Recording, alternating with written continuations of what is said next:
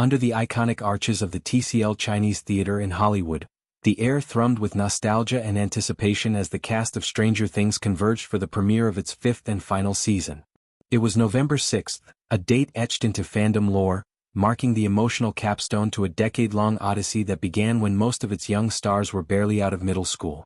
Noah Schnapp, now 21 and worlds away from the wide-eyed 11-year-old who first slipped into Will Byers' skin, stood amid the velvet ropes and flashing lights, his presence a poignant bridge between Hawkins's haunted past and its climactic close.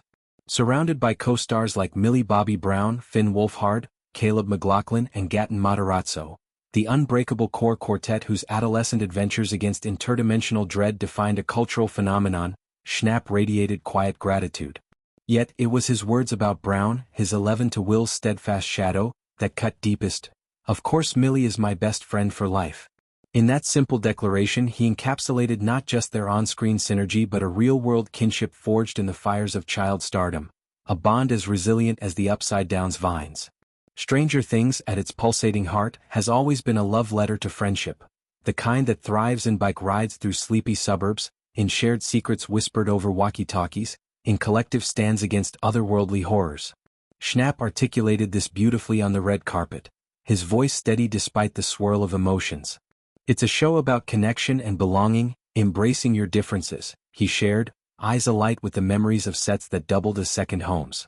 From Eleven's telekinetic fury to Will's spectral sensitivities, the series empowered its characters, and by extension its viewers, to own their quirks with pride. It makes you feel part of something, Schnapp continued, empowered to be different and proud. This ethos resonated through 4 seasons of escalating stakes. The Demogorgon's slimy terror in 83, the Mind Flayer's psychic siege in 84, the Russian rifts of 85, and Vecna's vengeful visions in 86. Now, with Season 5's time jump to fall 1987, the narrative hurtles toward resolution, creators the Duffer Brothers promising a finale that honors the ensemble's evolution from kids to young adults navigating love, loss, and lingering shadows. For Schnapp and Brown, this journey transcended script pages. It was a tapestry of milestones woven through growth spurts and globe-trotting press tours. Will's arc, from the vanishing boy whose disappearance ignited the saga to the quiet gay teen grappling with unspoken crushes, mirrored Schnapp's own coming out in 2023, a vulnerable video essay that echoed the show's themes of acceptance. Brown's 11, the lab-escaped powerhouse with a shaved head and shaved innocence, grew into a fierce young woman wielding powers and heartaches alike. Their off-screen rapport, Schnapp affirmed, mirrors the on-screen. They all truly are just family to me and it shows. Picture the duo in unguarded moments, Schnapp's infectious laugh cutting through Brown's poised reflections, or her protective arm around him during grueling night shoots in Atlanta's chilly warehouses. This best friend for life status isn't hyperbole. It's the stuff of sleepovers, crisis calls and celebratory toasts, a lifeline amid the isolation fame can impose on the young. Reflecting on advice for his pre-stranger self, Schnapp distilled a decade's wisdom into gold. Just stay true to yourself. He urged presence, a savoring of the whirlwind. You're going to blink and be standing on the last season carpet saying goodbye. It's sage counsel from one who's balanced teen angst with global scrutiny, his Byers' vulnerability earning critical acclaim and fan devotion. The script's arrival 2 years prior sent him reeling. Skimming pages in the shower, he devolved into ecstatic frenzy, phoning his mom mid-lather, "Oh my God, you have to read it." Friends' cryptic teases, "Watch out, you're going to like this," proved prophetic, the material unbelievable in its ambition.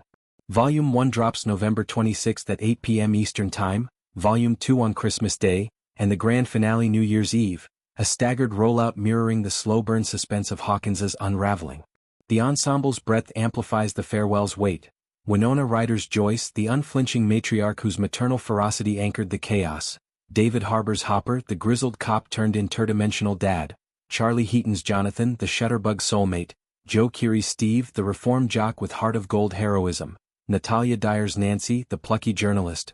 Sadie Sink's Max, the arcade warrior. And Maya Hawke's Robin, the quippy queer icon. Each layer enriches the world, from ego-fueled feats to synth-scored dances at the snowball. Schnapp's tribute to Brown spotlights the female friendships that ground the gore. 11's arch-heroines him, her bonds with Max and Robin threads of chosen family. As the curtain falls, Stranger Things leaves a legacy of empowerment. It stars not just survivors of the Upside Down but beacons for a generation learning to love their light. Schnapp's words, simple yet seismic, remind us. In the end, it's the connections that conquer the creeps, friendships that flip the script on fear.